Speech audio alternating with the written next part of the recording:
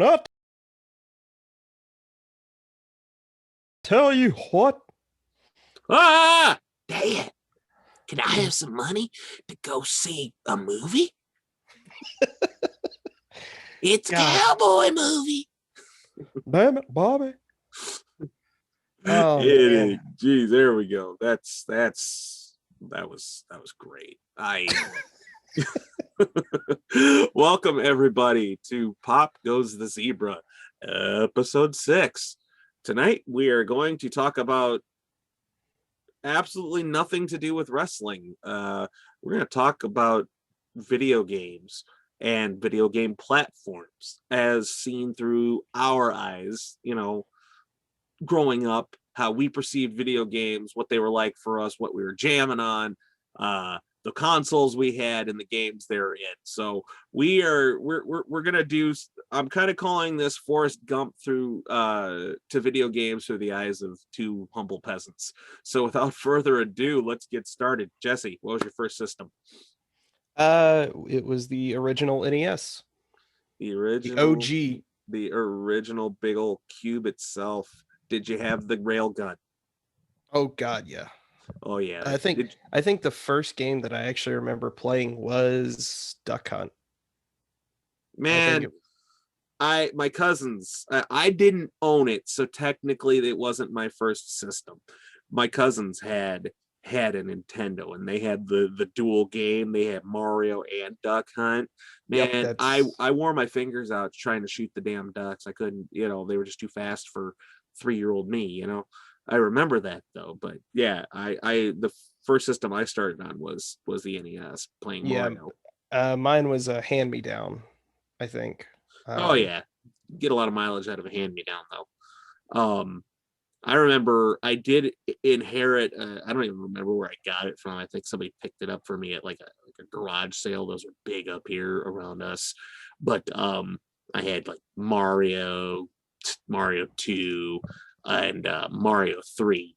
But my favorite wasn't on that platform. We'll get to it later. But I remember Mario 2 was my jam for some reason, and I wouldn't even call that like a traditional it Mario. No, it's not because it was just a copy and paste version of a Japanese game that they just put Mario in. Oh well, heaven forbid we call Nintendo out for cutting and pasting here and there over their illustrious tenure. Well, to Uh, be to be to be honest, Mario 3 was pretty much like that Zelda. was the quintessential. Hmm. But man, just your traditional side scroller, man. Mario, the OG classic side scroller. I think they're still finding warps and cheats and hacks and different ways to beat that game in like 2 minutes if you do it right. I still remember a couple of like the little cheaty cheats. I can't remember. It's in like I World remember. 3 of the very first one. There's like a white block that if you hold down on, you'll drop down behind and you can run behind the scene and it takes you to like one of Toad's little houses and you get the first warp flute. And that was the I always remember doing that. There's another way to get it, but I it's I lost it's lost to me. the underground level in the very first world, you take the rising platforms up and you can run Oh along no, the. no, you're talking about I'm talking OG. about the OG. I I'm we're talking about we Mario 3. Oh man, Mario 3 kicked my butt, dude. Like I was good for like the first level and that was it because I could never really master the mechanics of how to make the raccoon propeller tail work. So like Oh, I I was did. great at it. If we were to put like a clock up of like how much time I logged on like 1 through 3, I think it would be 1, 2, then 3. Like I didn't get a whole lot of trigger time on 3, but man, I remember like looking back at those games and like just thinking, wow, this is really great. There's how, I had no inkling that you could possibly top it. I had no, like concept of what you could possibly do to top the graphics. But, you're talking about what, 16-bit back at that point. Uh, just, you know, You're just your digital up, down, left, and right, and two buttons, A and B. That's all you needed, baby. And I just remember it. Obviously there was the Mario, there was the Duck Hunt, and then the other game that I remember is my cousins had a football game. I don't remember what it was called, but I'm almost positive it had something to do with Bo Jackson, if I had to guess. Oh, dude, Bo was big back in the day, dude. Like, people kind of are like in our age bracket do kind of forget that once upon a time, before there was LeBron, there was Bo. That dude just did everything, and he was great at it. Did you play the OG WrestleMania? No, I did not. The only like interactions I had with wrestling games until I had my first console was like the arcade games. I remember there was this one. I was actually talking to Animal of the Road Warriors one time. He was up here by us, and the game had the Road Warriors, and they're on either side of Mean Gene, and they're screaming into the camera, and it was just your basic arcade joystick. And he's like, "Oh my god, I have that one out in my garage. I play it all the time." I was like, ah! It had like Hulk Hogan and the Big Boss Man and Earthquake and Demolition, I Legion think of Doom. I think You a buddy know, of mine has that on one of his arcade like an oh actual dude, emulator. I think he's there's got that. there's a good brother up here that does like he mods Fire Sticks, and he also Yep. puts together stuff like that. I'm thinking about hitting him up about one of those gaming things, because he showed it to me the night that I went and got my stick, and oh my god, he wasn't kidding. It had every game I could think of. Yeah, because it's like the one-up arcade things that you get from Walmart and Sam's Club. He's got several of them, but then he bought one of the ones that has like the trackball and the joysticks, and you can add your Mm-hmm. own games to it. So like he's added like Golden Tee and I think he's added NFL Blitz. He's got lists of NFL Blitz. Well, let's go. The way football should be played, with German suplexes and blindside hits. God. I think And no injuries whatsoever. uh at the bowling alley I grew up in, there was NFL Blitz, and I think I spent more money NFL playing Blitz. Blitz than any other arcade game. We are, I don't want to like shut you down, but I don't want to get to Nintendo 64 yet, because there was I time didn't in even I between. didn't even bring up the 64 yet, but I can't wait till we But get that's there a because 64 game. Like, we got to stay on well, track. no, I'm talking about the actual like arcade Oh, well, version that's of fine it. then. Go ahead. Go ahead. That's No, that's what I actually was fine. no, that's what I was saying. Like I Shout that out to Midway, by the way. They have, I like, thinking back, they probably put out probably a good 70-80% of like the games that I fell in love with as a kid. It's probably going to get oh mentioned tonight. um Uh, No, like I said, that was one of the staple games that I would always play after doing my Saturday morning bowling league. Is I'd go spend like $10 in tokens and just play Blitz remember, like, because I love that.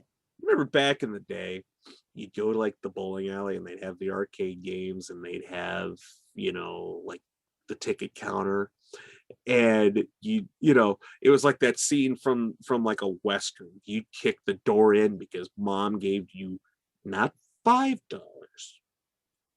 $10. So you're walking in like Clint Eastwood or John Wayne, just like You wah, drop a wah, you drop a wah. 10 ski And you in drop a and 10 ski in there, you're like, yeah, it's gonna be a good night. Walk up. go over No, and play Time Crisis or Daytona USA or Cruising the USA. SpongeBob screen. 5 minutes later, you walk up with like 12 tokens, 12 tickets. For $10, you've only got like 12 tokens to show for it, because you dropped like $8 into the Time Crisis game, which gives you no tickets whatsoever. Yeah. God, yeah. The one that was at the bowling alley was Time Crisis 3. And God, I think between Blitz and that, I sunk tons of money Oh, in there those machines. was there was a game up here at the bowling alley. It was really fun. It was called Carnival. It was made by Midway. It opened on like Halloween. It's like the opening video. It's Halloween. You're on a hayride, and the guy driving is giving you the narration of some of the gravestones. And on your left is the tomb of Ludwig von Tokentaker, where legend has it, and he pulls off, and two characters jump off the back of the hay wagon, and they approach it, and like you approach the headstone, and it's got like a mouth open, and inside the mouth is like this giant token, right? And you turn it and you put it inside like a quarter in a video, and like the whole cemetery explodes and turns into this like warped freaking carnival with zombies and grotesque monsters, and you've got like a pump action shotgun, and you got to work your way through it, and you got to fight all the monsters. It was really good. Like, I loved it because of course I got smart. I'd put two tokens in, and I'd start double wielding to There were some games you could get away with that, and then some you couldn't. Yeah, Jurassic Park, The Lost World, I did that. I had the dual pistols. I'm clocking raptors. Do you remember the Area 51 game? Yes, I do. Every time I'm at a park, which clearly has not been updated since like 1997, that's the first game I look for. Every time. Great thing. There are two places in around Nashville. One place is actually like right down the road from where I live. It's nothing but classic gaming cabinets and pinball machines. I think I've seen YouTube shows about that now that you say that. Yeah. Yep. It's like you pay $10 and it's free play for like 6 hours. Dude, that's and dope. I went with a couple buddies and I just rocked it on pinball. I just sat there and played pinball for like a mean pinball. Yep. But oh man, dude, there was like there was the Star Wars trilogy game, which that was my jam. Oh my god, that dude, I was about that. my jam, bro. The the Empire Strikes Back episode where you get to do the snow battle, and then you just fly it through. You're flying, it's great. Hoth, why don't they just call it Colt? All right, so anyway, let's get back on the rails. Let's get my first console was technically the Atari. I don't remember which version of it, but my memory goes back long enough that I actually remember owning the ET game, the legendary ET game, and not understanding what these blobs were on my screen or what the heck you were supposed to do. But I remember that game, and I think Pong.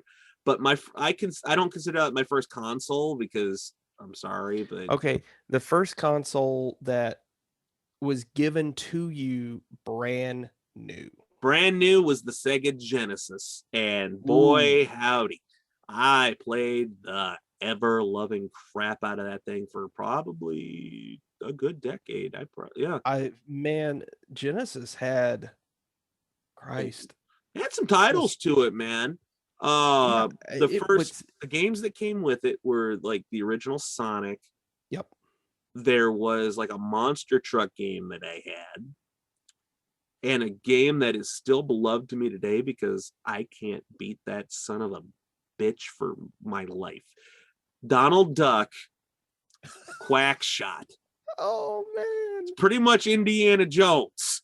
And you run around, you got a little gun that shoots plungers, and you can modify it to where it has bubble gum rounds that explodes walls, and like vaguely remember popcorn, and it's like your shotgun. And you can modify the plunger to where it'll stick to like surfaces, and you can jump up and down walls, and it's good old fashioned fun. I could like this is part of the problem is we're in a time in video games where unless you were playing a computer game, maybe then you could save a game, but overall you had to sit and you had to play through. You had to beat the whole thing in one sitting. I'm sorry, I suffer from ADHD. About 2 hours, I'm done. Like, I'm just mentally exhausted. Squirrel, so I never beat it. I just never could beat it, and I never had the money to go get like a game genie to like some of the rich kids to where I could just beat a game in 15 minutes. Man. I'm hot shit at the lunch table the next day at school. But that then obviously my archive expanded throughout time. I was big into Sonic, which was what I called an updated Mario, but more or less it played the exact same way. So Run, jump, crouch. how mind-blowing was it to go from something like the NES or the SNES to the Genesis, which It was noticeably cleaner. I was like, oh wow, that's cool. And then that was like all I thought about it. All I yeah. thought about it. It was just all about beating the game and being good at the game. Uh and I always say with Genesis, uh up, down, left, right, A start, baby. First cheat code I ever learned. The level select for Sonic the Hedgehog. Oh, Uh or up C, down C, left C, right C, the debug mode. But that was so much fun to play. I remember thinking I was such a clever little shit. I inherited like a PGA golf game, and I thought I was so freaking clever. My creative golfer, you know what his name was? what?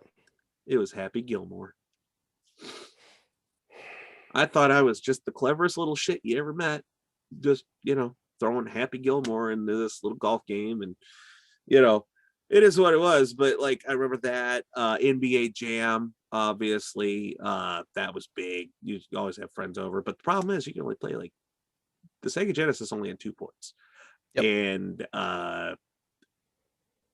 that was fine, but there wasn't a whole lot of multiplayer options, if at all. You had to take turns, stuff like that. But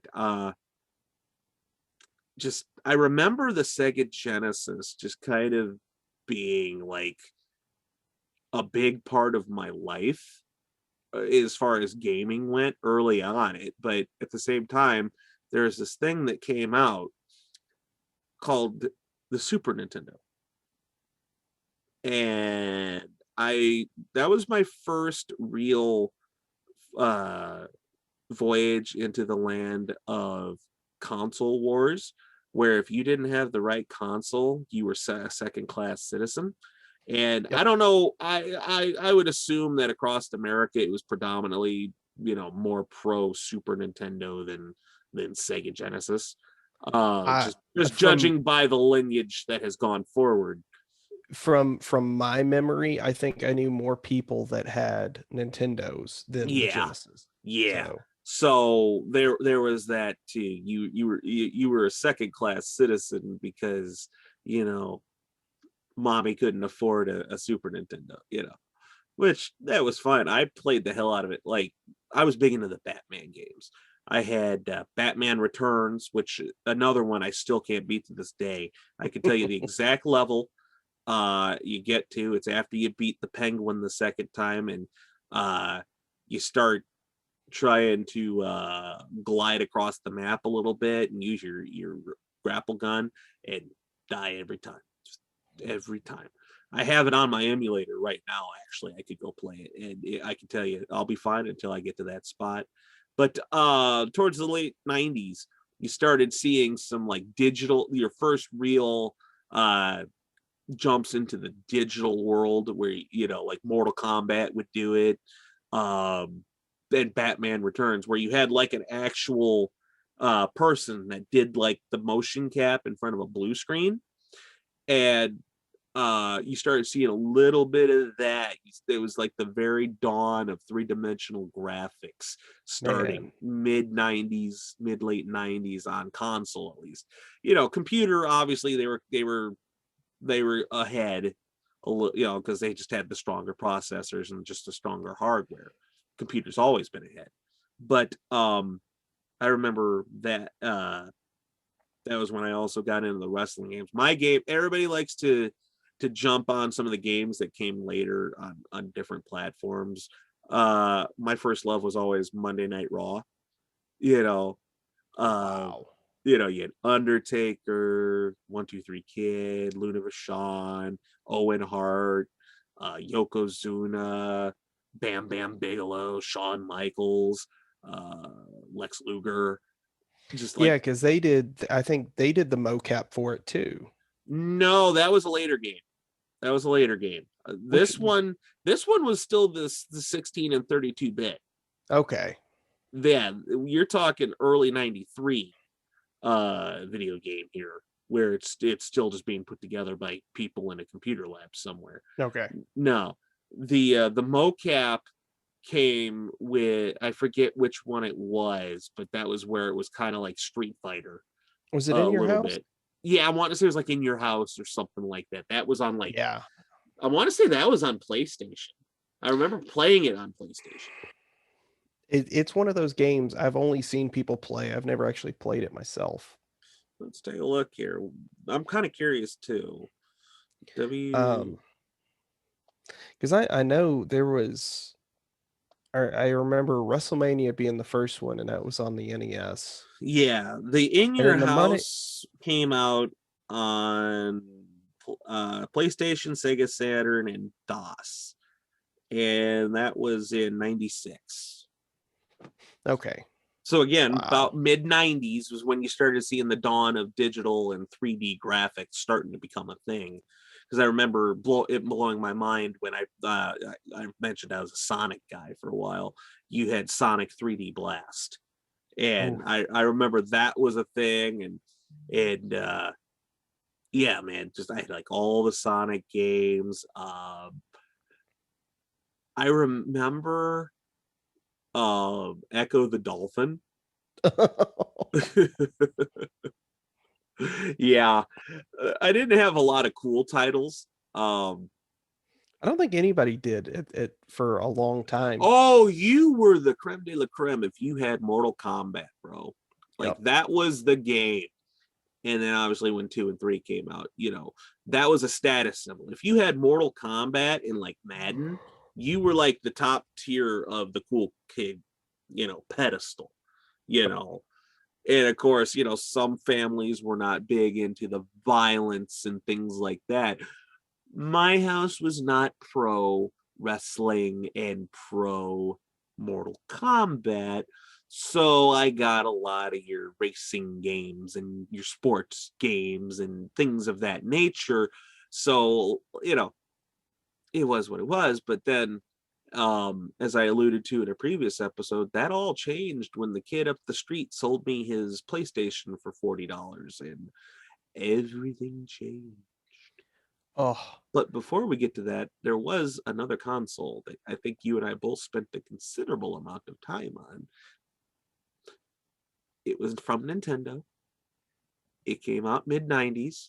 yep. And to this day, I've yet to find a better console, pound for pound. It was called the Nintendo 64, and it was excellent. All you needed was 3 of your buddies, a giant pizza, and a couple of 2-liter bottles of your choice of beverage. Surge. And you had a party on your hands. Because be it football, be it Racing. GoldenEye, be it wrestling, Mario Party, it had it all, baby, and it was excellent. They're still trying to as remake I'm those games. Looking over my laptop to an N64 sitting. There are 2 games that will forever be imprinted in my head till the dying day from that console. The first one, as I said, was 007 GoldenEye. Which is one of the finest first-person shooters I've ever seen. Everybody that gets on the dick of Call of Duty needs to get down on their knees and thank the video game god that is GoldenEye, because without that game, you do not enjoy the shit that you have now. I said it. Fight me about it, because I will fight you. I can Just don't use still Oddjob. hear. Just don't use Oddjob. I was gonna say That's Oddjob. fucking cheating. I can still hear the music playing, and I can hear the just terrible gun sound. Oh man, such a classic. Slappers All right, only, bro. what's number 2? 2, and here's where again you start to deviate on that. What camp people are in, because a lot of people say one game as far as wrestling goes, and I'm in the minority with this one a lot of the time. I was huge on WrestleMania 2000. I loved that game. My But roommate said the everybody's a No same Mercy thing. guy. Everybody's a No Mercy guy. No Or the Mercy, WCW games. WCW NWO Revenge, Yep. which was the OG, and I have No Mercy and Revenge, but I have not found a working copy of 2000. There's I probably had an one. emulator out there somewhere. There's got to be. See, I'm not a big fan of emulators. Me personally, if I'm going to play a retro game, I'm going to play it on the retro console with the Fair, controller. fair, but there's probably also a time where you have to, accept defeat where you find it, where you have no alternative. In a case like WrestleMania 2000, I would definitely, because of how much I love it, but to each their own. But yeah, Well, see, that's kind of I now that's where there's a positive with emulators is that there have been people to take the No Mercy engine and upgrade it to the modern day roster and the modern day rings and stadiums, and you see the you're memes and still gifs all playing the no time. Yep. yeah, you're still playing No Mercy, you're still playing the AKI engine, but it's with updated like give me a modern wrestling game that's No Mercy. And people are they are there are Reddit sub forums. Oh, I know. There's all sorts of just things out there, Discord, all these things where you see it every day. People are updating the rosters, and if there's a Yep. guy on television in 5 minutes, they're made on the game. Yep. And So it's yeah. yeah, so and now I had a hand-me-down PlayStation from I think somewhere in like the mid 90s up to like 2000. The very first console I ever got brand new out of the package on Christmas Day was Nintendo 64. And you, sir, Un, were loved. un, Unwrapping that package and seeing the Nintendo And logo, the it lights came down from the heavens, and all of the warriors were doing, and they were exploding in joyousness. Ah. Sorry, uh it was. so I the just felt it was time for a warrior promo, that's fine. and it was bad. The the game that came with it was Pokemon Snap. Ooh, you know what? When we talked about putting this episode together, and Pokemon, you said Pokemon, and that triggered something in my head. I didn't even think about like handheld consoles because You know what? before I got my PlayStation, I had I a can Game Boy. technically I can technically say before I played the NES, I actually played the Game Boy. I Although played Tetris. technically, Game Boys don't really count as a console, in my opinion. They're a handheld device.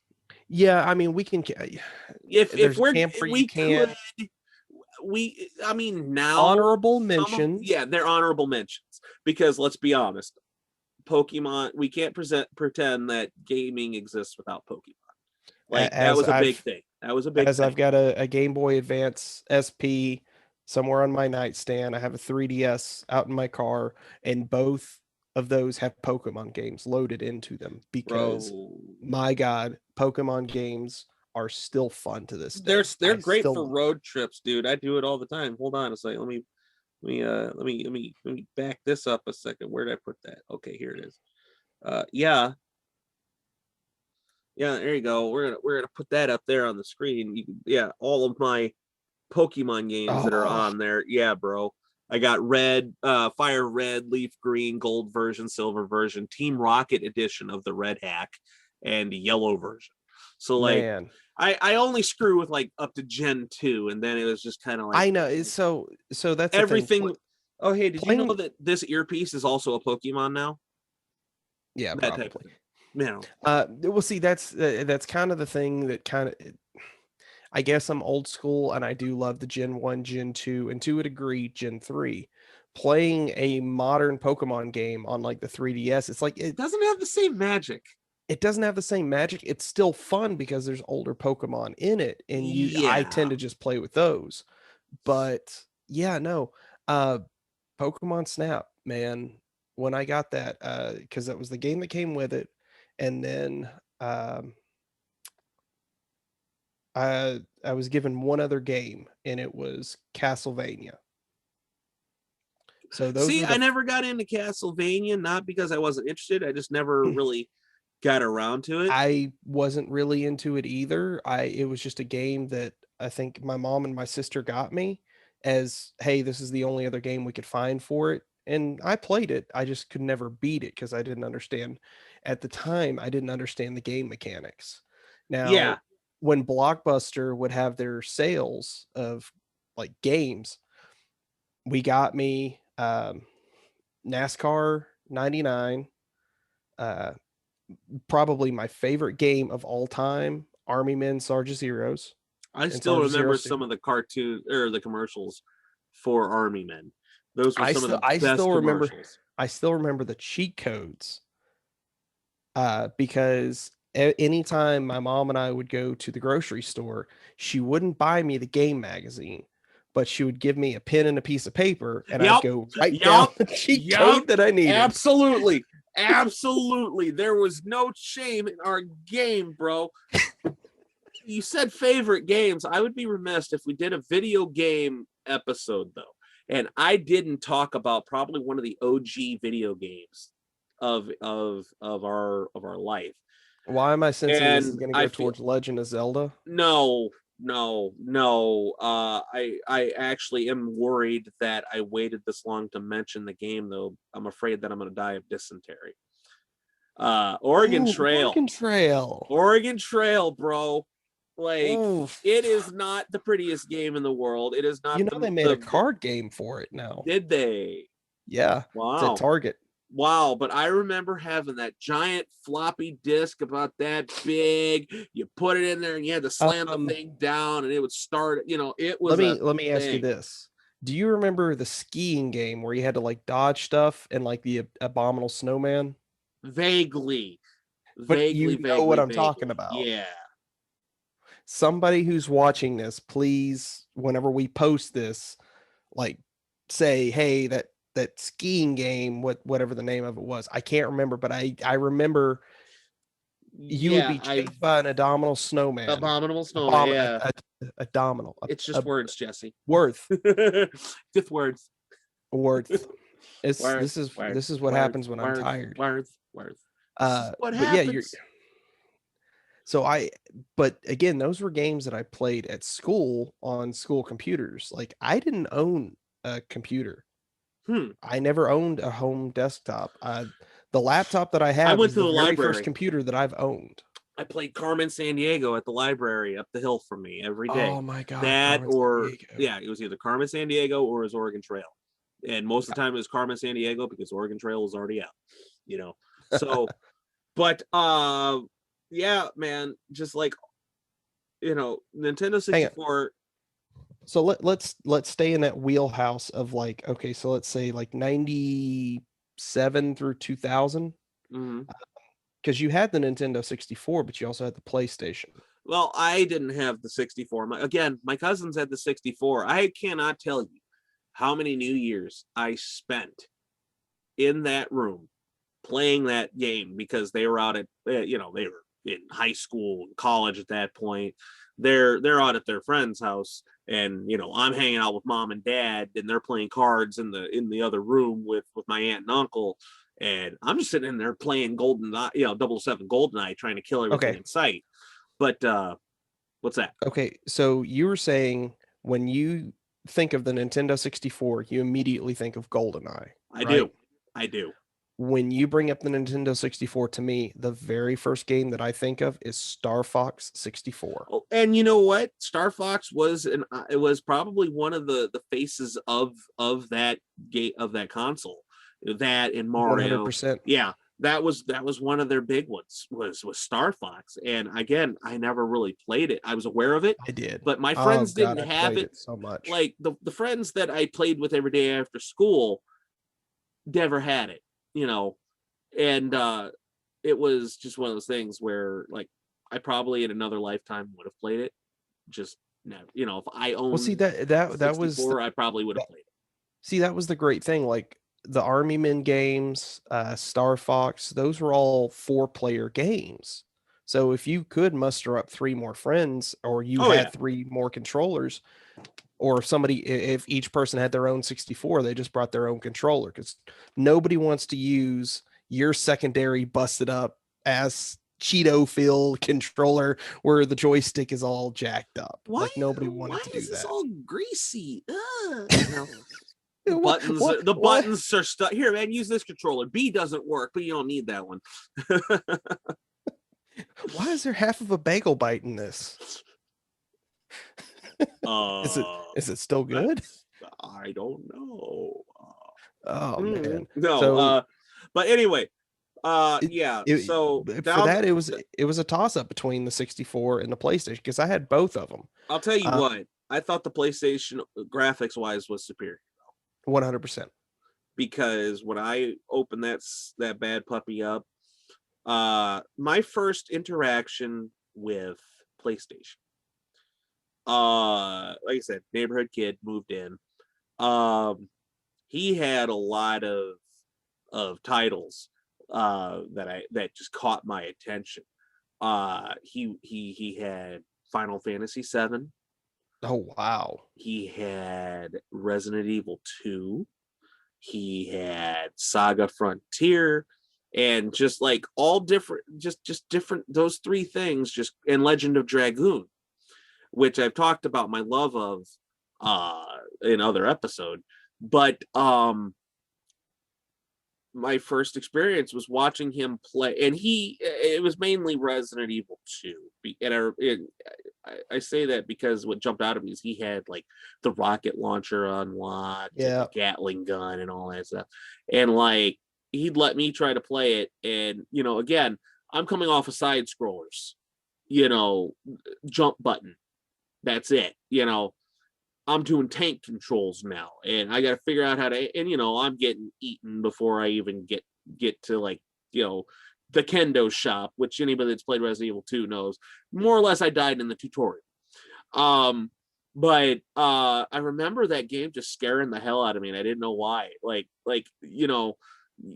You live out near the woods, and you get home at night, and like you're afraid the zombies are in the woods. You have this irrational fear that there are Yep. zombies staggering through the woods. And I was hooked by Resident Evil 2, but then I started watching him play those big RPG games, Final Fantasy VII, and then of course Legend of Dragoon, which I've always said needs a remake, and it needs to get off the freaking rail system that they have it on. Make it open world. It'd be amazing.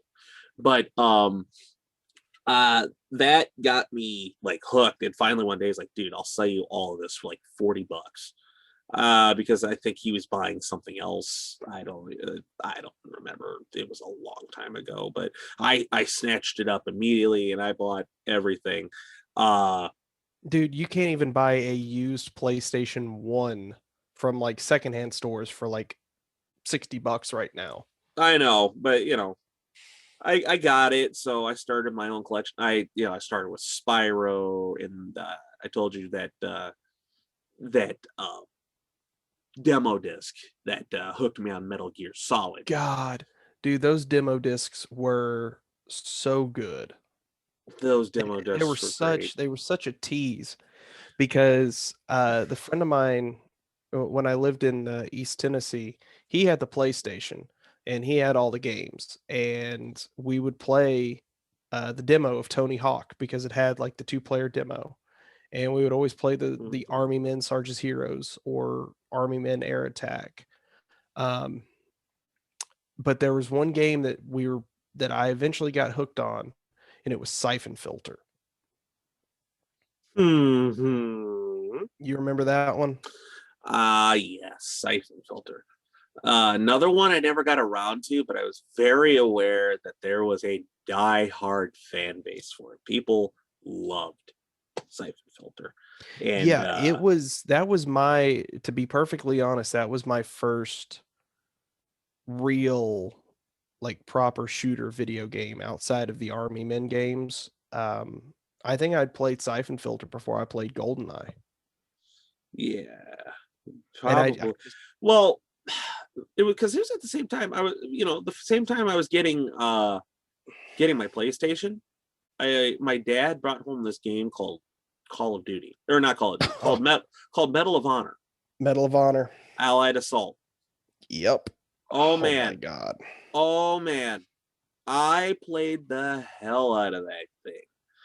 And then, we got the expansion pack in, like the Airborne Assault and Spearhead and Pacific Theater, which I think needs to be the name of the next Call of Duty game, is Call of Duty Pacific Theater. I would buy that. They've done enough World War II in the European theater. Let's do Call of Duty. I really want a think of the maps you could do with that. Give me the option to fly a B-29. I'll be happy. That's more Battlefield though. That's not really COD's thing. Although if they did I don't give a shit. Just give me my B-29s. I know. I want my Super Fortress. But anyway, I bought my PlayStation from my friend, and I got Resident Evil 3, which obviously I've talked my love for Resident Evil 3.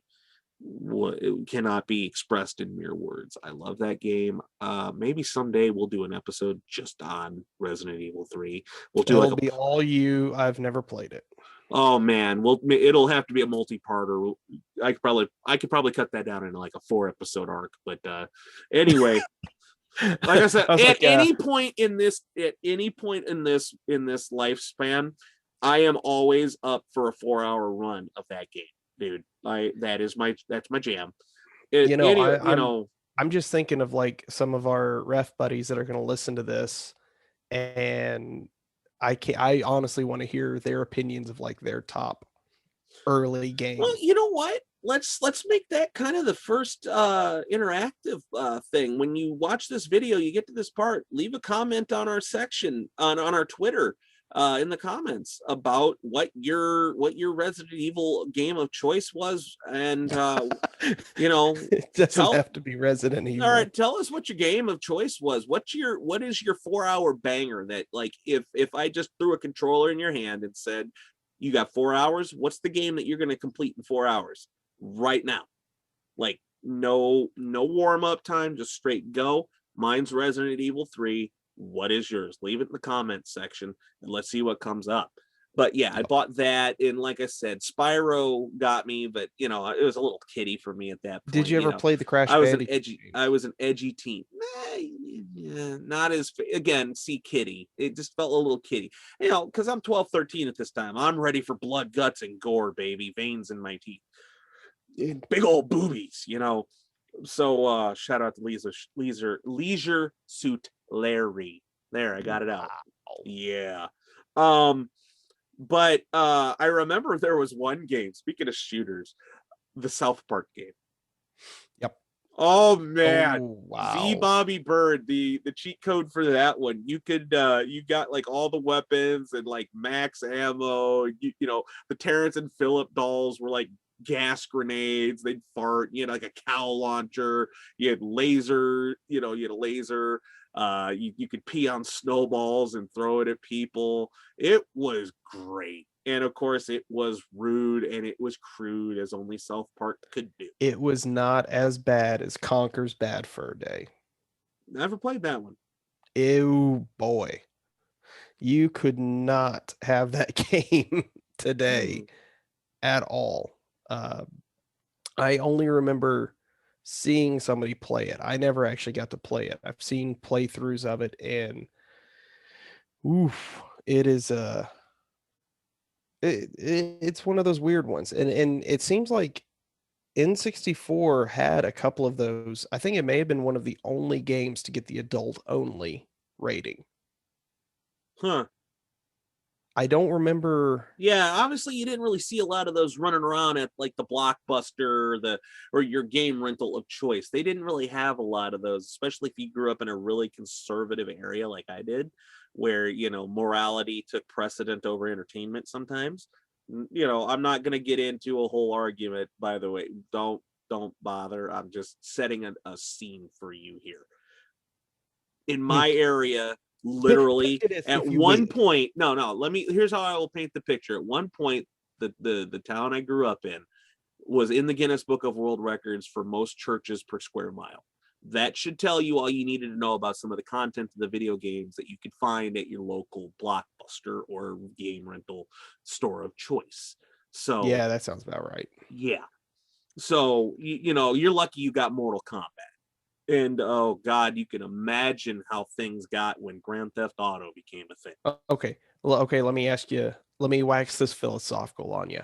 Oh boy. What was the one game that you didn't own, but you rented the most from your local Blockbuster, movie gallery, Hollywood Video? Uh because I stopped really renting during the Sega years, it was either Teenage Mutant Ninja Turtles 2 Hyperstone Heist or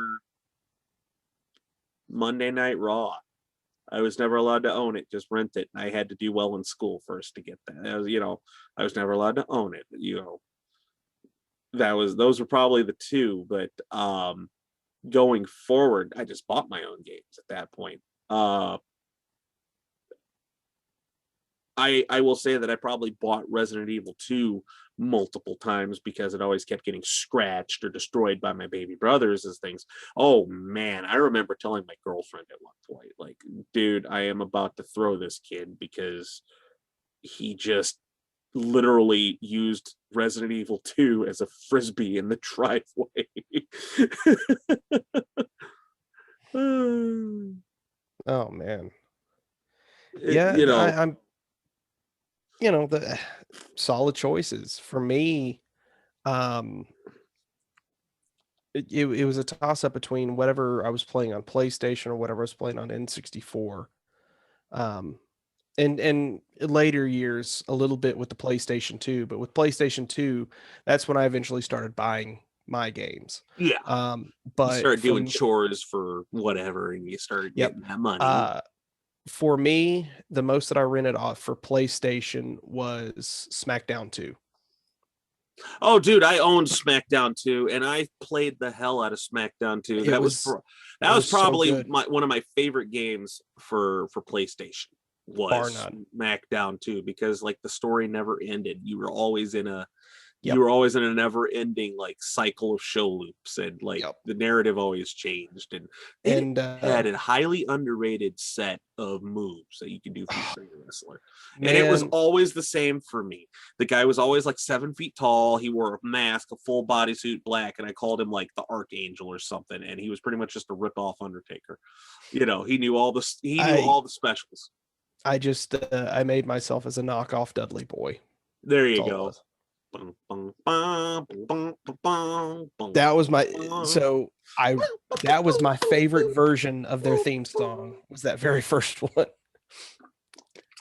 But I cannot wait for us to do the episode where we talk about wrestling themes, because it'll just happen, but we're doing that when we've how do I word this properly?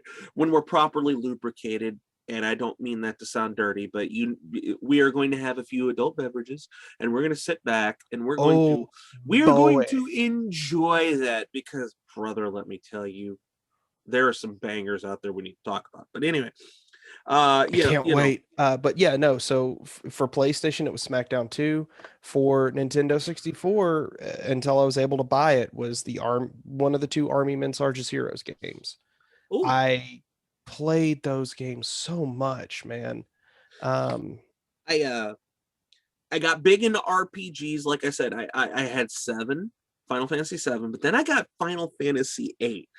And I want to talk just for a second about why I think Final Fantasy 8 is one of the most underappreciated um, games in the series, because the graphics in that game for the console it was on, the scope of the story, the risk they took with the combat, uh, the combat engine, how they set that up, and just the overall just scale of the game, and all of the rabbit hole theories that surrounds that game. Like, are you familiar with Final Fantasy 8?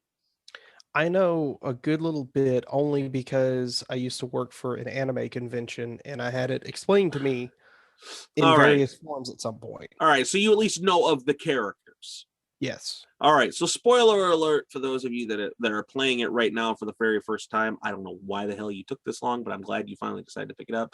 So spoiler alert, spoiler alert, spoiler alert. There is a theory at the end of the first disc, your character actually dies, and everything that happens after that point is just your life flashing before your eyes and the fantasies you I have have of the heard that that argument. you wanted to live, because the game kind of starts taking this really weird, whimsical turn, you know, and it's plausible, and that and I've always found that neat. Like there's just all sorts of theories and things like that. But yeah, like Final Fantasy 8, I love 7. To me, it is like one of the OG RPG games. It is like on the Mount Rushmore of best games of all time, in my opinion, that doesn't involve mindless just killing. Um, but and then obviously Legend of Dragoon. I got big into RPG games, and it's one that I still go back to. I'm still undecided how I feel about the remake of 7. There are things I like about it. There are things I don't like about it. But I feel like you could cut and paste that statement I just said, and you could literally throw that against any remake that's out there. There isn't a perfect remake. Resident Evil 2 came pretty close, but there's not a perfect remake out there for a reason. These games kind of, and I mentioned this to you today, and I think this is probably a good spot to put it, that I have a theory on why remakes are always going to fall short of their originals. And and let me preface this by saying this is not me saying that remakes suck. I'm not saying that. I don't think that remakes suck per se. I think that the reason why there is always some form of dissatisfaction for a remake has to do with kind of the, and I'm kind of sidebarring here. It's kind of the reason why Michael Myers and Freddy Krueger and Jason and every like old school monster movie works better than the ones you see now, where you just got the gratuitous gory death scene. It's because you don't see the monster. You don't, you're not told how to think. You're not told how to, what the scene is about. And I'm trying to lace this together with the remake. They're taking a scene that you love and you grew up with, and you've inferred your own opinions on what's trying to be relayed in the scene.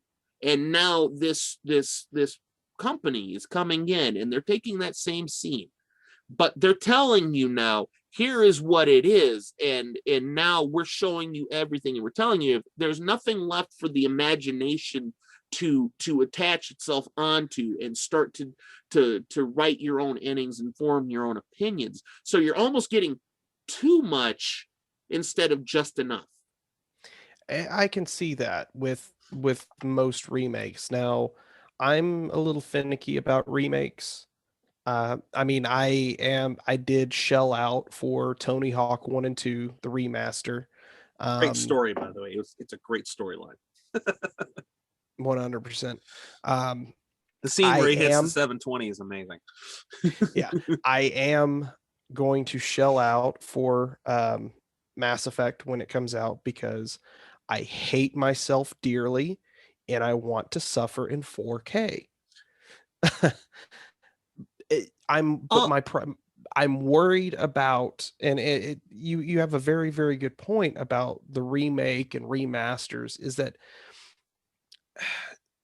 I feel like, yeah, we're ready to see Mass Effect 1 with the updated graphics and a few things fixed, but you're losing the soul of what the game was with a precise. remake. And that's kind of why I'm like, I really want to play a remaster or a reissue of, say, like if they did the Army Men games. Well, it'd be cool to see it in 4K, but you're losing a lot of the soul of what the original game was and what it really meant to play that game. Um, for the campy graphics or the terrible graphics or the terrible like mechanics that made you learn how to, okay, this Yeah, sucks. Let you me work around appreciated it. it. You felt You like you accomplished something. Once you figured out how to, like with the Tony Hawk games, like figuring out the right way to flick the joystick on N64, or uh, figuring out the counters on SmackDown, like spamming the R2 button. So it's like you lose a lot of like I said, the essence and the soul of the game for every time there's a remake or a remaster. And I'm excited for it, but I'm also sad for it. Yeah, you hit the nail on the head. I'll use the Resident Evil 3 remake as an example. Fighting the Nemesis. It's a whole different process between the original from 1999 and the one that dropped in 2020. And so much as in the original, it was button mashing spam to dodge. They pumped that up in the advertisements that you had a dodge feature. And to this day, Dodge. no one could to this day explain to you how it works effectively. Yeah. But you flash forward to now, and the very thing that you felt accomplishment, you figured out how to dodge the Nemesis strike. Well, here in this game, all you got to do is hit L2. Yeah. That's all you got to do. And some of the accomplishment gets taken out too a little bit in some of these games. It's that line from Joe Dirt. It's like, it just does. It just does. It just does. But yeah, and that was kind of, and then I did the Resident Evil, I did the RPGs, the Spyros and things like that. I wanted to get into medieval and just never did. That was one of those games that was on the demo disc. It was Medieval 2, and I never got around to picking that up. And I enjoyed it. It was just the right type of kooky, weird, obscure and abstract comedy that I liked. But it never found its way onto my shelf. I just realized there's a console that we skipped over, but apparently neither one of us owned. The Dreamcast. Didn't own the Dreamcast, but I'm not gonna say I can do you one better, but I can definitely dig a little deeper into the obscure console. The 3DO? Motherfucker, good job. Yes, my mother dated a guy. My mom got remarried, for those of you that don't know. My mother dated a guy that had the 3DO. And there are a couple of games there that to this day I still remember and wish I could find a decent emulator to play. Well, I mean, I can find a decent emulator to one of them, but the one I really want to play, I can't find. And if anybody has a way of getting it to me, let me know. Send me a DM. But it was Rebel Assault, which I loved. I loved Rebel Assault. I felt like I was Luke Skywalker. I did, I believed enough. It captured my attention enough that I didn't notice how bad the graphics were, and I didn't care. But there was that one, and there's 3 now I think about it. There was that one. There was a game called Shockwave, which pretty much it was the forerunner to what would become Independence Day, starring Will Smith. Yep. Aliens come to planet Earth, and you got to fight them. But then the third one, it was actually the third edition in a series. It was called Wing Commander, Eye of the Tiger, and it starred Mark Hamill. And it felt like a little bit of a Star Wars game. That was good too. You spent a lot of time in a spaceship flying around, shooting lasers, and it's your typical shoot 'em up game. But yeah, those 3. And Road Rash, I remember playing that. That was fun, getting the pipe and beating the guy on the bike next year, the chain, and upgrading your bike, things like that. But yeah, 3D. I spent some time on the 3DO. That was pretty dope. That it was kind of like the forerunner to PlayStation. In fact, I'm wanting to say PlayStation bought them out. PlayStation. I want to say PlayStation did buy them out. And the reason why I remember 3DO so much was they were the parent company that made the Army Men Sarge's Heroes game, or the Army Men games, because the opening screen would show 3DO. And I just Yep. always remember that sticking out in my head. You said that, and now I go EA Sports. It's in the game. I remember when that wasn't the kiss of death. Yeah. Oh That God, was like, EA's managed to screw up so much in the yeah. last I remember when 7 years. EA was a respectable production company, But obviously we spent a lot of time on the PlayStation, and The then PlayStation 2. I was gonna get there kind of with, and then I got off on a sidetrack. Why I love PlayStation, the Final Fantasy VIII game was it was kind of a preview of what was to come with PS2 graphics. It was one of the last games put out there, and then obviously, like you said, we got into PS2. I think I mentioned it in our Metal Gear episode where I said I was literally playing on the floor in the living room, and all of a sudden I hear David Hayter's voice, and I look up, and it's the Metal Gear Solid 2 commercial. I'm like, I need to buy a PlayStation 2 now. And I remember getting a PlayStation 2 for Christmas of 2002, 2003, somewhere around there. And the first two games that were given to me were Max Payne and GTA Vice City. okay, so again, my friends had Grand Theft Auto, but again, given where I live, the house I grew up in, Yeah. etc., that was kind of a tough sell at first, but then parents eventually cave. You stay on them enough about but I'm wanting to say, obviously, the very first game I bought with that PlayStation 2 was Metal Gear Solid 2: Sons of Liberty, and that was Yep. like the big one for me. But then I discovered Grand Theft Auto. Grand Theft Auto 3 was great. I honestly loved that game. I just loved going and parking the car and listening to the talk radio. For a while, it was my favorite part of a Okay. Grand Theft Auto game. So my first experience with Grand Theft Auto was going to a buddy's house and playing GTA 3. So I was like, oh man, this game is so cool. I really want to have a PlayStation. And when I got my PlayStation 2, and I believe it was my mom and my sister got me the games, they got me Vice City instead because it was the newer game. Turns out, because I was upset, I wanted GTA 3. Well, Right. turns out they inadvertently handed me probably what was going to be the one game that I wasted the most time in was Vice City. Dude, I love that game. The soundtrack was so good for Vice City. Dude, even the And opening was good. Like, just like it was so 80s, which obviously I takes loved place in the it. 80s. I have a very large place in my heart for 80s.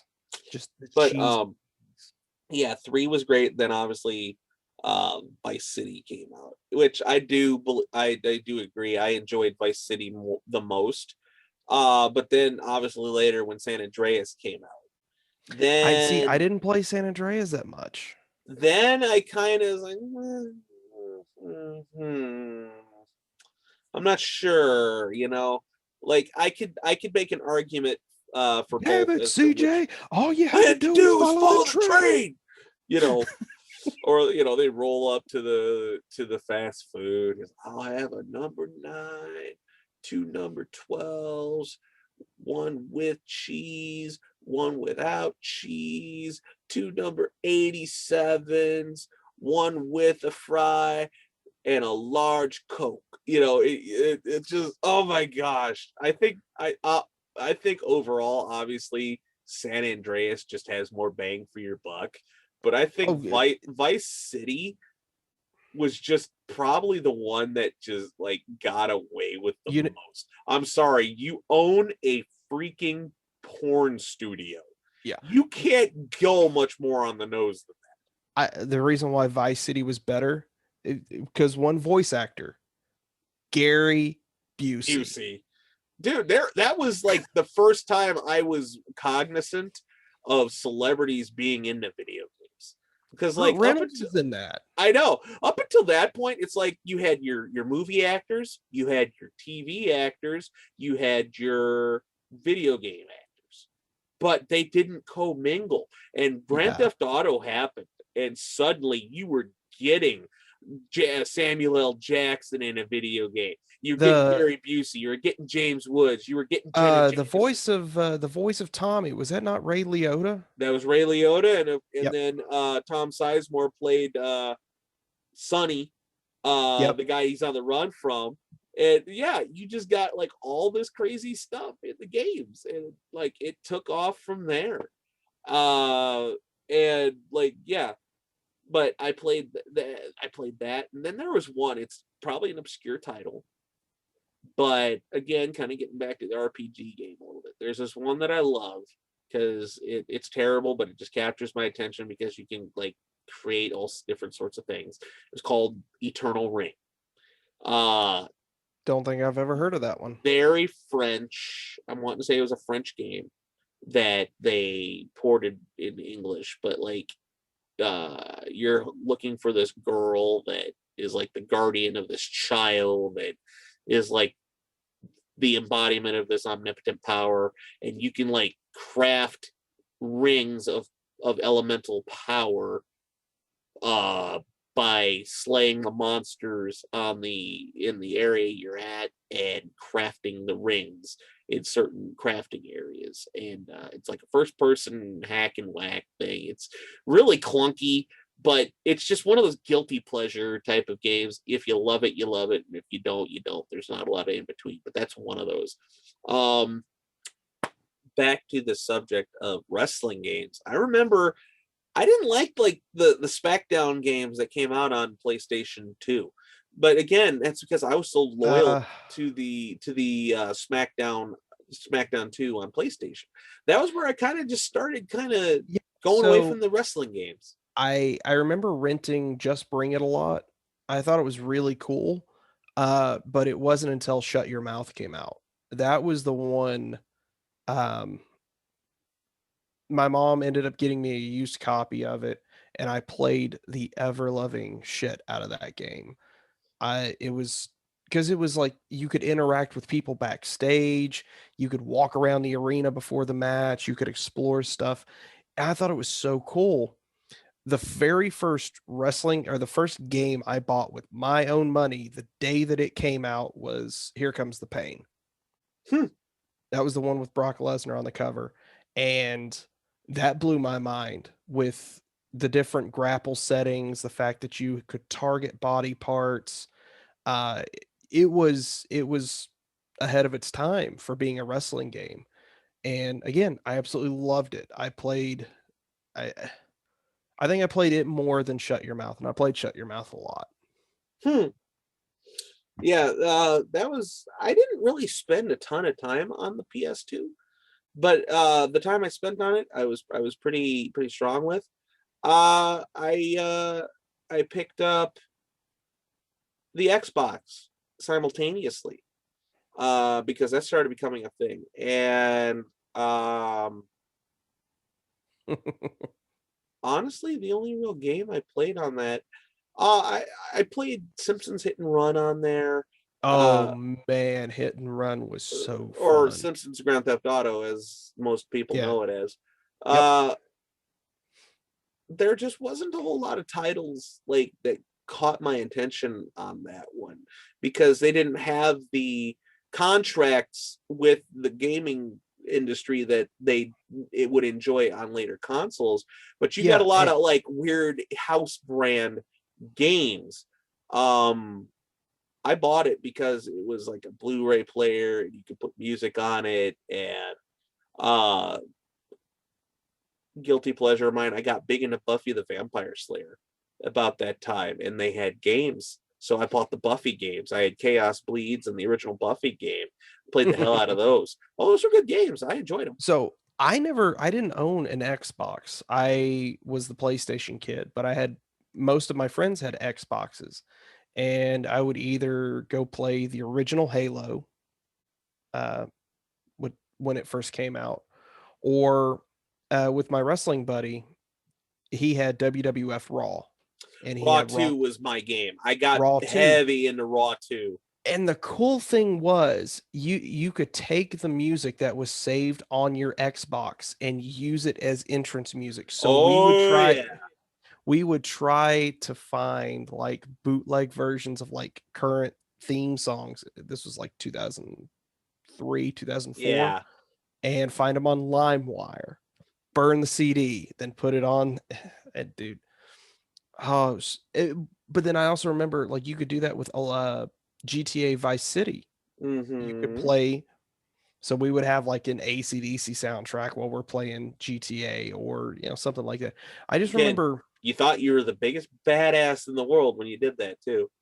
yeah, and I really wanted an Xbox, but never could convince mom to get me one. Well, of And course, we didn't have a lot of money at the time, so that was just kind of the thing.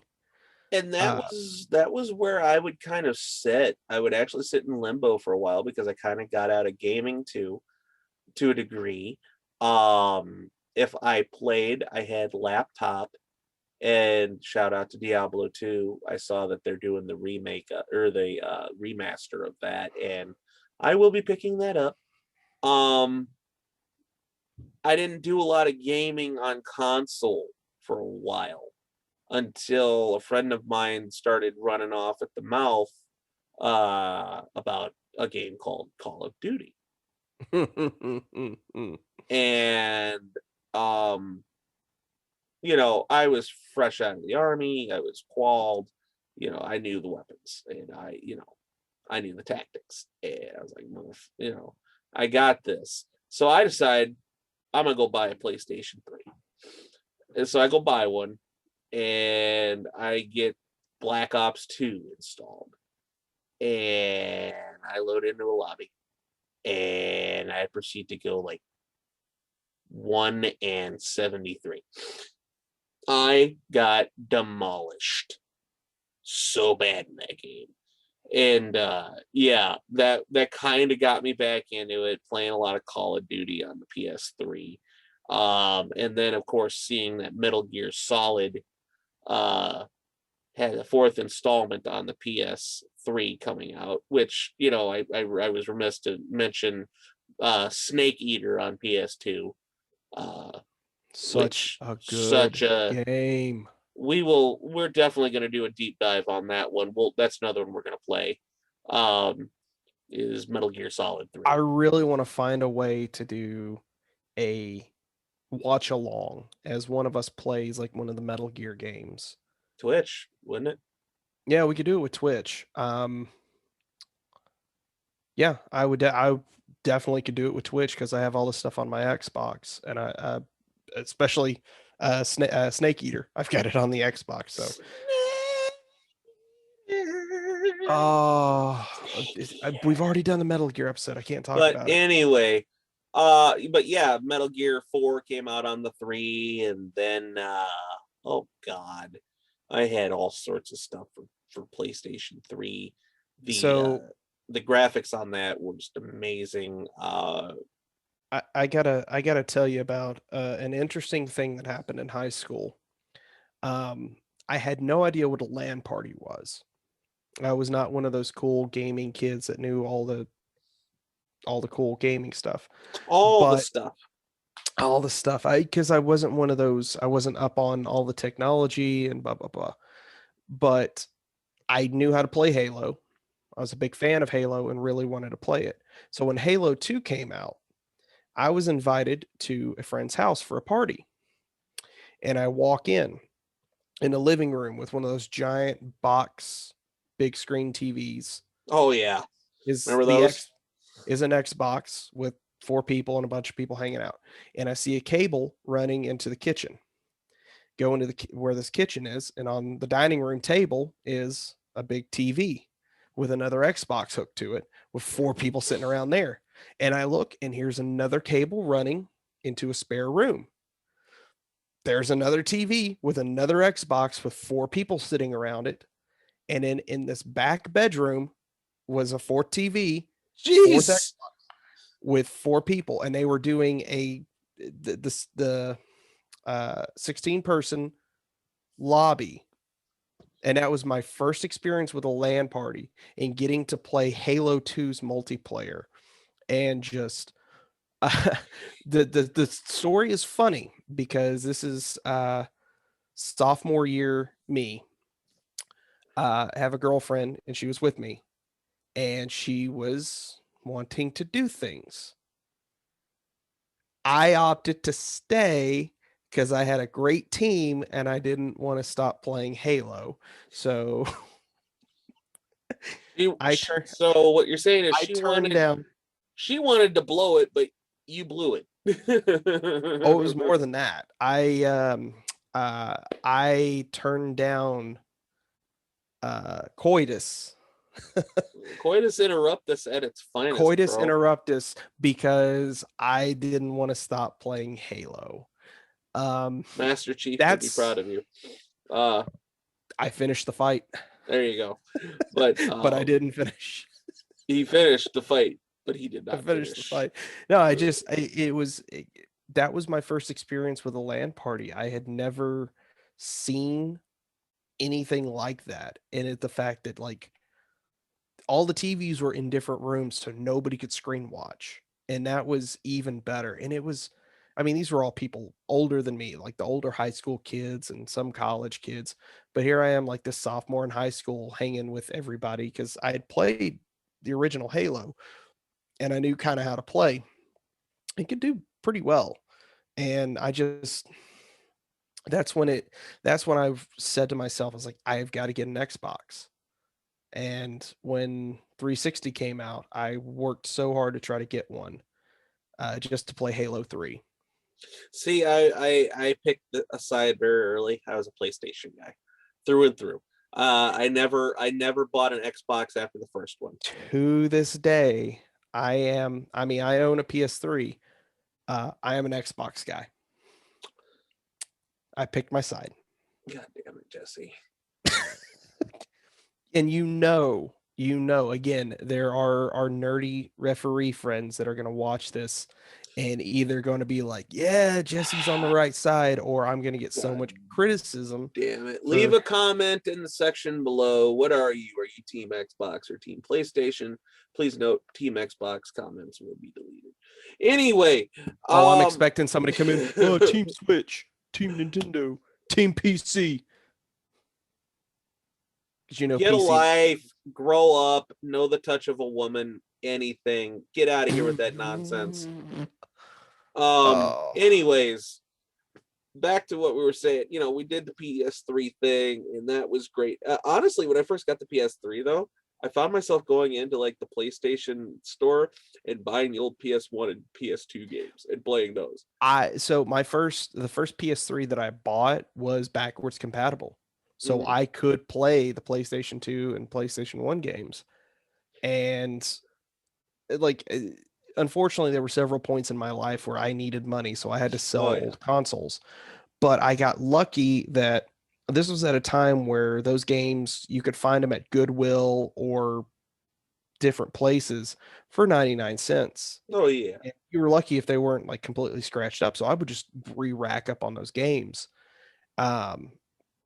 Of course, nowadays, some of those games are worth like 30 or $40 as much as they were when they came out. Right. Ridiculous. But yeah, when I had a PS3, I had the backwards compatible one. And I think one of the first games I bought that was for the PS3 was GTA 4. And I remember hey cousin, would you like to go bowling? No. I just but I Romy, I do not want to go bowling. Hey Nico. Man, I love that game because it was such a departure from the other GTA games. That was It was very one real. where I felt like the talk radio was trying too hard because they literally had Howard Stern. Yep. Like I felt like they peaked with San Andreas, and then they became too self-aware, which is why I haven't had the same fulfillment in playing 4 and 5. My thing with 4 was that I actually put a lot of effort in playing the story because I thought It it was a was good story, but well, it was the I only don't way know. you could unlock It getting to the other felt, parts of Liberty City. yeah, But it felt too serious to me. Like when it they was taking released itself too serious. yeah, when they released the DLCs, the Lost and the Damned and the Ballad of Gay Tony, I bought those, and And I it bought them too. But like yeah, I I also was one really of those I was old school. We both started on old platforms. You bought the game, you had the game. And yeah, I still hate this whole like, you buy the oh, game here's and you get DLC. Well, 60% of it, but here's the other, yeah. Um, it, I, I bought, I love five. I haven't actually touched five in a long time because trying to play online nowadays is such a, pain in the ass. it's why I don't play a lot of games online anymore. My buddy and I will play Sea of Thieves, uh, absolute fantastic game. I highly recommend if you enjoy pirate stuff. Uh, it's on Why PC and on it's on earth you would Xbox. say pirate stuff? Who in their right mind would enjoy pirate stuff? Yeah, you'd have to be Grow up. some crazy Chicago guy. Or a crazy Nashville guy, but anyway. Um No, but the only downside for you is that that is a Microsoft game, so it's on PC and it's on Xbox. So, um, ignorance is bliss, my friend. yeah, and I think the 360 and PS3 were my first real dive into online play, to really learning how to interact with people playing games like call the original Modern Warfare 2 and playing Halo. And you know, it's crazy to think that we went from a generation where you had to go down to your buddy's house to play a game with him, and now he can be 7 hours away, He could be literally on the other side of the planet as the long other as you side of the guys sync planet. up. Yeah, it's amazing how video games have progressed and how they're now not just a fun little 2 hour escape, but they are a major part of media in the world today. Some of them are movies that you play that you get to interact with and play out. Yep. Um, and it's incredible. And I hate that there's such a blowback on video games to this day. I think I saw something today that some lawmakers trying to ban Grand Theft Auto for Again, because people are doing carjackings, and it's like, dude, this game's been out since 1998. that harkens me back to a line from one of my favorite movies of the 90s, and that's Scream. And the crux of it, for those of you that are not aware of what Scream is about, at least the first movie are the two teenagers that are patterning their murders after their knowledge of horror movies. And the main character says that you guys have watched too many movies, to which the one of the protagonists responds, "Don't go blaming the movies. Movies didn't create psychos. Movies made psychos more creative." Yep. You know, so don't go blaming the video games. Yeah, and that's They were there's already whacked in the head. This just gave them more ideas. yeah, and unfortunately, it's just one of those things where some people just want to play a game where you shoot and blow up stuff because they've had a long day at work and Yeah, for that's how they some want to people, that unwind. is a healthy way to unwind. You know, I mean, healthy may be a bit of a stretch, but I always said better a computer character than a real person. Yeah, You know, because I come home and I want to go shoot stuff in space and romance an alien. I mean, nanu, my friend. Uh, Liara is my space girlfriend. oh boy, oh boy, oh boy, oh boy, oh boy. But anyway, I could do a whole talk on Mass Effect. I'm sure you could, and I am begging you not to, considering what I've already heard from you. Begging you, sir. Will Please bang. do not. Please do not. That is But literally one of like the major things in the Mass Effect games is romancing your teammates, and several of them are alien. and on that note, I am going to move along to what came next for you. I'm on PS4 right now. Obviously, all of the Call of Duty games, all of the remakes that we talked about are disdain. Well, not disdain, just disappointment in, shall we say? Uh, haven't made the jump to PS5 yet because, quite honestly, like I said, there's just it's too new. There aren't enough Yeah. titles out there for me to part with my money for. Now, the next person might say, "Oh, well, this game's out, and this game's out, and this game's out." Well, this game and this game and this game don't impress me or attract my attention. So You said that, and I literally pictured one of my friends every time I'm over at his house. Well, let me look at the PS network. I want to see what games I'm going to download. Dude, you play like 5 minutes of this game and then you never play it again. I'll tell you what. I'm calling it a PS4 game because it's the cleanest version of it. But I started with PS4 noticing a change in the dynamic of what you could do with video games. For PlayStation to PlayStation 3, you had games that would come out and have cleaner graphics, but that was about it. The game styles were all pretty much, you had your genres. And then Resident Evil 7 happened. Oh boy. And this was my first encounter with it. And of course, there are always, oh, well, this one technically did it. Well, guess what? I didn't play this one at that point. I'm Yeah. telling you my story when I played with it. Tell your own story. Anyway, boy, I'm snarky tonight. I apologize to those of you that aren't feeling it, but I'm the one that's in P and like B. an abnormally or an obnoxious amount of pain, and I'm not being snarky.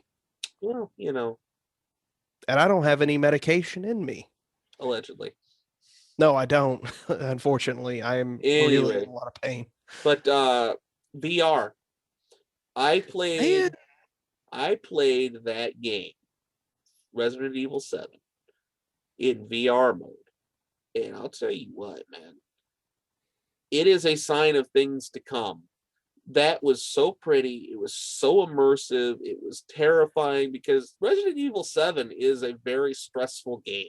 I watched the screen while my buddy played it on VR, and there were moments where I was like scrambling. Ugh! Like Yeah.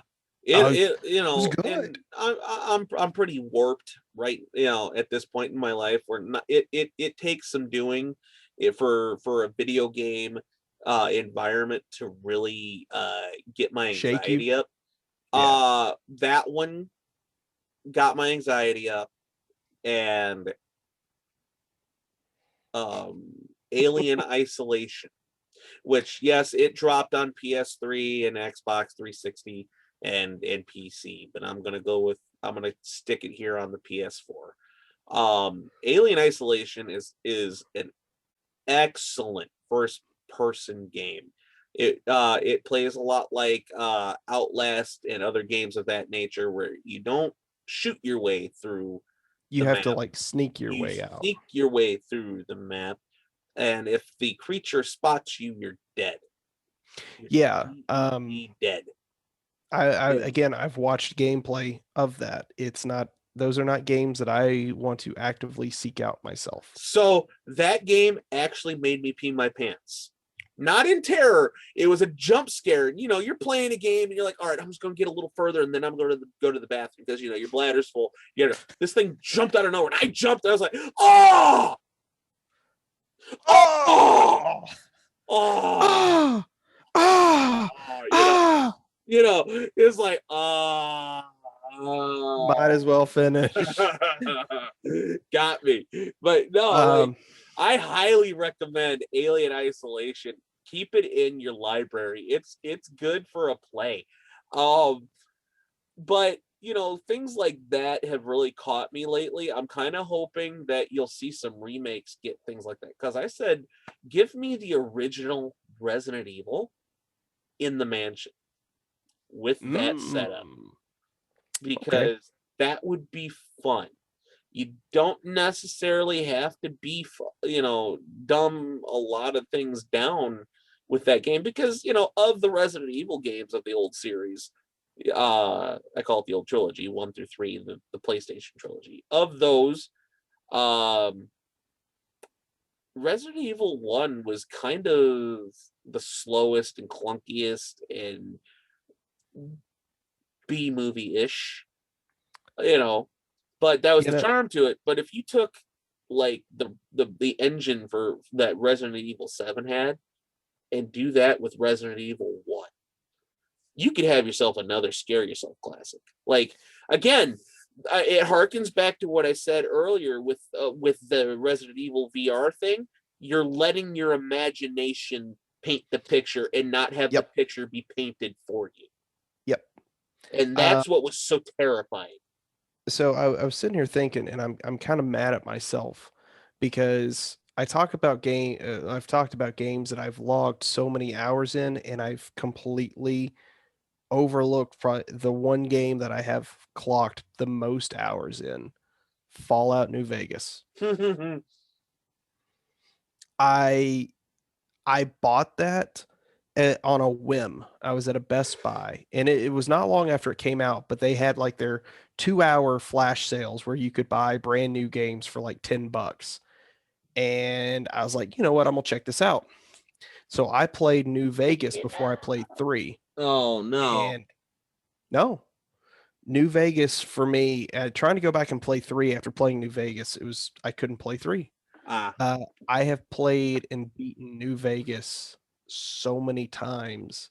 I know of most of, if not all of the Easter eggs, all of the hidden weapons, secret dialogue, everything. I love that game.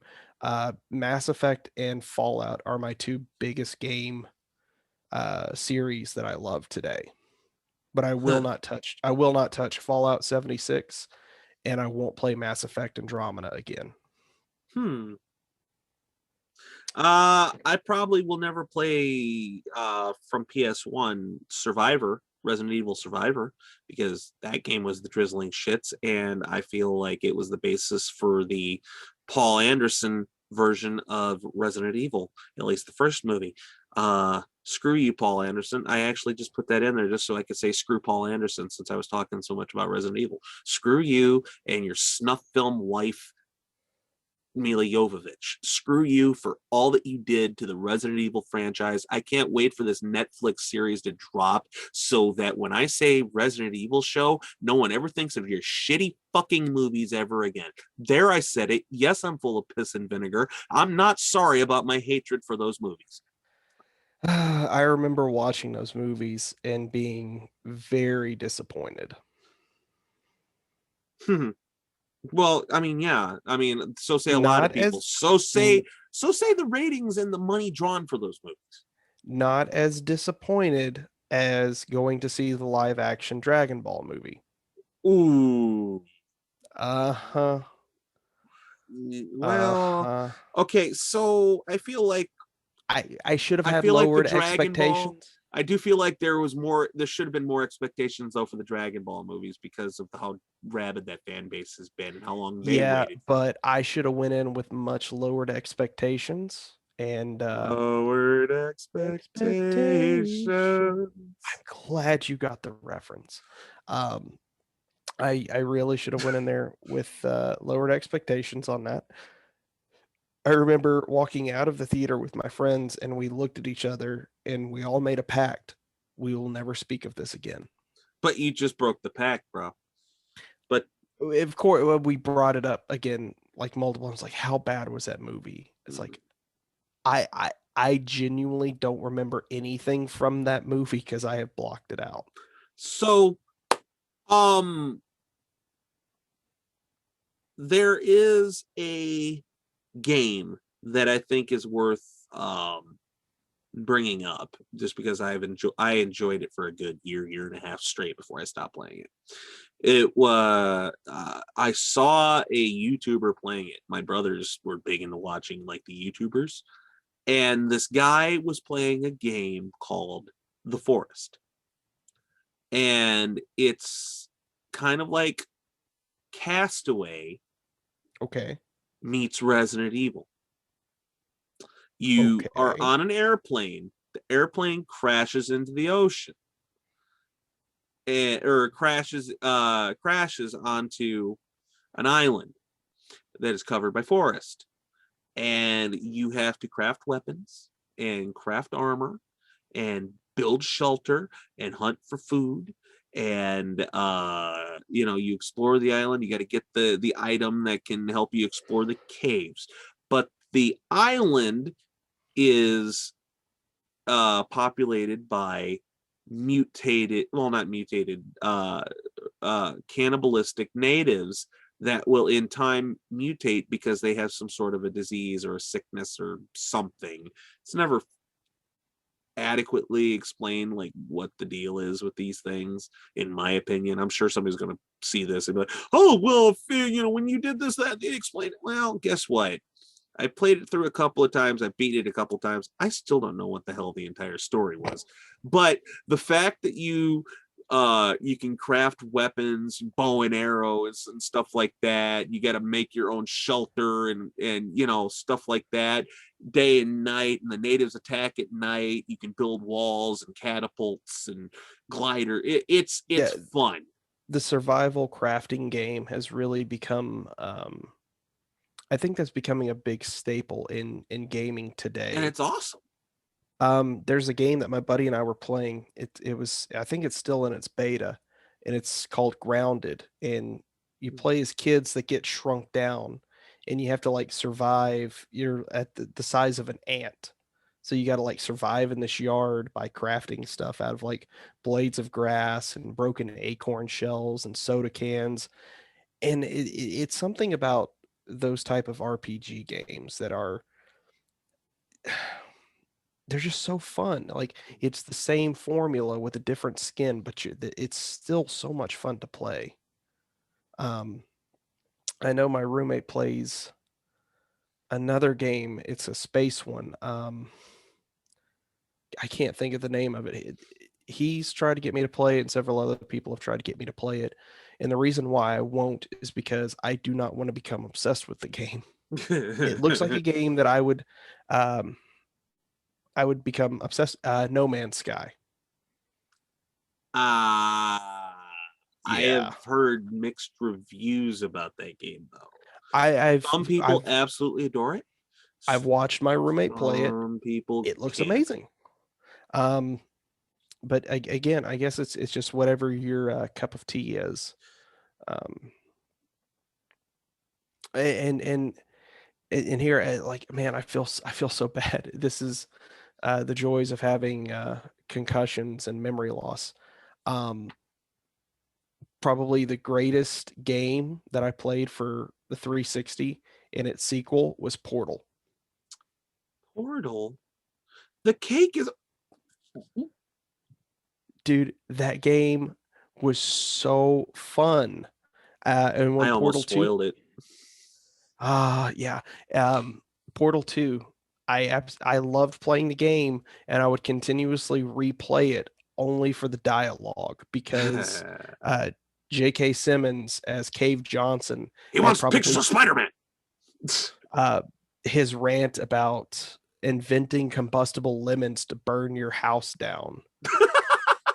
It's the greatest. Oh man, the dialogue from Portal 2 is some of the best background ambiance you could have in a video game. It just J.K. Simmons screaming at you. It's so great. Oh well, I mean, some people would pay. You know how like some people are like, "Oh, I'd pay Morgan Freeman to narrate my life," or James Earl Jones. There are people that would pay money to have J.K. Simmons berate them. It's like You know, if at any point during this test you have a shortness of breath, please let a test associate know. That's not part of the test. That's just asbestos. It's like it's so good. And I remember a lot of the dialogue being so quotable that I would find Yeah. ways to make it as like text tones for my Samsung Propel phone that I could have customized ringtones on. Oh man. I mean, it's just amazing how far we've come in the last 30 years in gaming alone. Obviously, video gaming consoles have been around for longer than that, but obviously, we've been in the game, so to speak, for about 30 years now. And it's Yep. amazing that we went from these side scroller games to now we're starting to see the dawn of VR technology really start to drive home console games. You got the headsets for PlayStation, you got the Oculus Rift, and things like that going for. I think that in time those will take over a good chunk of the market, and there will be a huge market for this game, but in VR. I don't think that your third person shooter, your first person shooter is ever going to go away.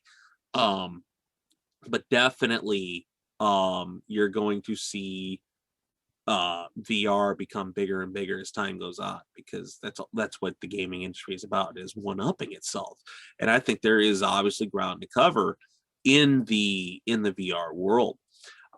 Before we wrap up, were there any other series of games that you want to shout out before we wrap this up? I, I I think I've got all of them because um I didn't really play a whole lot. Like I had my select titles, and these were just my go-tos of like feel good games. And so we did a whole thing on Metal Gear, Fallout, Mass Effect, Portal, um, Halo. Those were all my games. I feel bad that I forgot to talk about God of War. Ooh, I never played it. I watched people play it. I judge a game sometimes not so much by how much fun I have, but how much fun my girlfriend has watching me play the game. God That's of War always a is good. God of War is one of those where she'll ask me to turn it on. Like sometimes, that is how, because she says she finds it strangely therapeutic to watch me just button mash my way through all of ancient Greece, just disemboweling and eviscerating underlings and gods alike, Uh, and I'll tell you what, many an hour was spent running through those games. I do love me some old school God of War. I haven't now, touched the new stuff yet. does your girlfriend play games? Not really. We do enjoy, however, playing the Lego games, your Star Wars, your Jurassic Parks, Harry Potter. We will have some fun, because she's not really like an in-depth gamer. She has a PlayStation, but she doesn't really play a ton. Yeah, But see, Cassie, she was a Resident Evil, Silent Hill fan. ooh, Silent Hill was good. She's a huge BioShock fan. She loves Assassin's Creed. So like those are all games that are in her wheelhouse. Assassin's Creed is one of those series that I meant to get into and never did. And now I'm not quite Same sure. here. I'm not quite sure exactly where to get into it at. You know, Me either. Skyrim. I forgot to Never got mention into it. Skyrim. I liked Skyrim. And I I like, got into Fallout. yeah, I did like Skyrim. I'll still play it occasionally. It's on my PlayStation, but yeah, that's more or less where I'm at with gaming right now. Is I'm enjoying the Call of Duty. I play that with my brothers, and some of my friends. But lately, I've been enjoying Red Dead Redemption 2, Grand Theft Horse. Grand Theft Horsey. Got that, and for a while I was just riding around mindless. You know the meme. Oh, you My can't do that. You know, my roommate called me into his room last night because he got to a certain point where it's like I'm it's only halfway through. I have not completed it. it's you and another character and they enter a bar, and he said it's this entire drinking sequence. Oh, I played that. Yeah, it's pretty funny. And I never because I had watched a buddy of mine play it when the game came out, and I never saw that, and I was laughing because I'm like, oh my god, this is so great. Like I'm gonna have to give Red Dead a shot. Yeah, Red Dead has grown on me. But that's where I'm at with it right now. I was in a Fortnite for a minute, and then PC players ruined it because they started preloading their mouses and things. So if you fire a shot at them, they have built a mansion in the span of a half second, and Yeah. that's not fun. And we play these games for fun. I don't care how good you are. I do not care how bad you think you are of an ass at this game. Put your money where your mouth is and go play in a tournament. Otherwise, don't ruin it for everybody else. Bingo. Uh, Dude, I apologize to everybody. I'm not normally this vicious, but sometimes when you're talking about things you're passionate about, the things that make you upset about them will come up. Hey, this So is I mean, we're passionate enough that this episode has almost gone 2 hours. yeah, and we need to wrap it up here because we've probably talked each other's ear off long enough. But I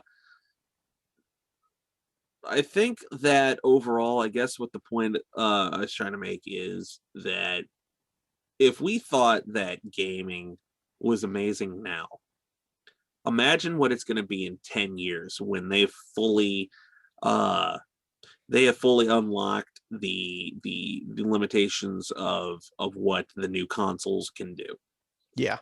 Oh my gosh. Like, watch this episode and then put it in your phone, check back in 5-10 years and look at the difference between games when this episode was made to what it is now. In my You'll day, probably, the game yeah, was messing up. we I are pulled very out the much, cartridge and blew on it. yeah, we're very much old men walking uphill to school both ways in the snow here, and that's okay, you know. Um, we love gaming, and gaming's always going to be there for us, no matter how bad we suck at it, no matter how much it pisses us off, no matter how many video game controllers we throw through the wall. Video gaming will always be there. I But think I've spent more money on controllers than I have on games and consoles. but anyways, all right, man, I think it's time to put a bow on this episode.